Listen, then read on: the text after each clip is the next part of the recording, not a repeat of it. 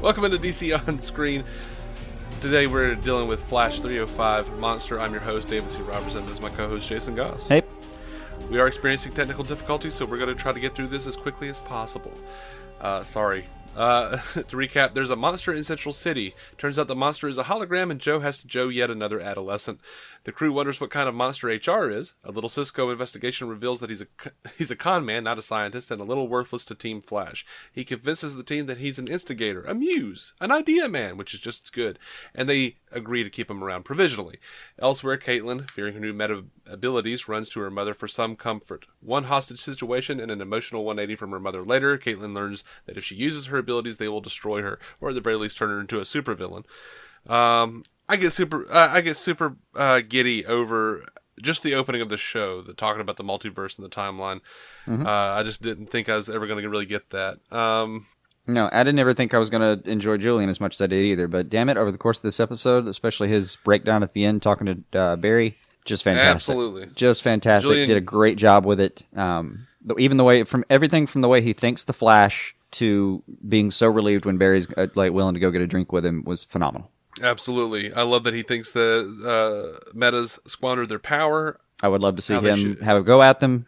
Yeah, I love that he wants to help people. I love that he came from royalty and wanted to make his own way in the world. This whole episode made me like this guy so much more. Yeah, he's part of the cast now. He was just a thing that was on the side. He's part of the cast now. He showed his heart, and I'm waiting for him to betray us. Right. Everything with HR this episode. Murder on the Titanic. There's murder. Who cares? We're drowning. Whatever. Right. Amazing. This version of HR is just pure triple distilled Kavanaugh. I mean, he is off the leash now. Yeah. I love that Earth 19 Gladiator was called Sweaty Men and didn't go over well. Fantastic. I love that they had World War M and he went with the Flash, and oh my gosh. I would like to see World War M as soon as possible. Hopefully that's something that really worked. Mm-hmm. That actually happened. I love that he was the face of Star Labs, the idea man for the company. Mm-hmm. I'm really glad we're through with the Can We Trust Harrison Wells. I didn't want to go through that again. I wanted that to be in the rearview mirror, and I'm glad they went ahead and did it for me. Mm-hmm. Mm-hmm.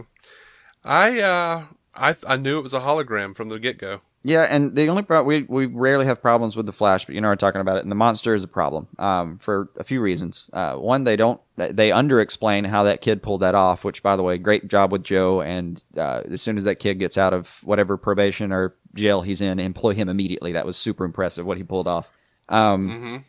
Two, you shouldn't have to track a monster that size with sound. Flash can search the city in about 14 seconds. It would take him about half a second to do those few blocks. And the way the thing disappears, like you said, it's a hologram. It's like people should be reporting on their phones, hey, by the way, you know this thing just straight up disappeared out of nowhere. Mm-hmm. And that should have broken in the story really early instead of Julian having to work it out and all the Transformer stuff.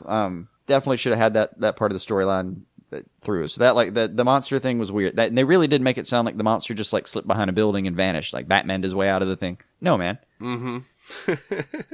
Especially when they were like, "Oh, Transformers are blowing." Yeah, no shit. It's gotta have it takes a lot of power to power. So the best I could give them is they're thinking it was multidimensional, maybe. And if they had mentioned that, I would probably be cutting more slack. But not this time, Team Flash. Not this time. Yeah. Instead, they're making a magic monster lasso. Right. The thing with Killer Frost, I really wanted, by the time this episode got to the climax with her story, I really wanted the mom to be Killer Frost's first victim. They did a great job of making me hate her. Yes. I kind of wanted HR and Cisco to be her first victim because they ate her pizza pockets. Right. And even after she says, "Don't let Cisco eat my pizza pockets," and he's eating them, we see HR later on eating them. I didn't catch that. That's great. In the background. That's fantastic.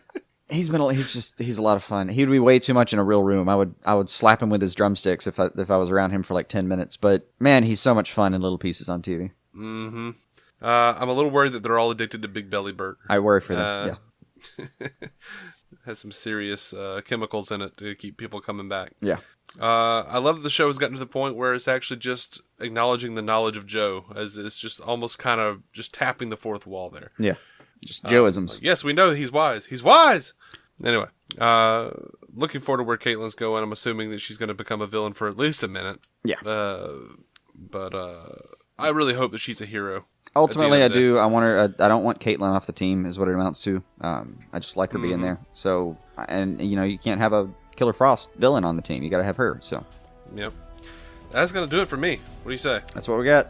All right. Well, until next communion, guys. We are DC On Screen. You can find every episode DCOnScreen.com. Go check out iTunes, Stitcher. We're there. We're on Google Play. GiantSizeTeamUp.com for our network.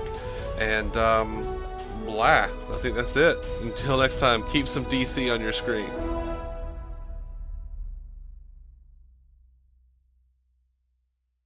Welcome to the Agrihood. Carnes Crossroads is a new home community with a farm-to-table lifestyle. Just outside of Charleston, here, community is defined by gathering together and our deep connection to nature. Our future farm and amenities are taking root and blooming into something you've always dreamed of in a fun, healthy, and social environment. Come home to the Agrihood, where you can plant roots and thrive. Learn more at carnescrossroads.com.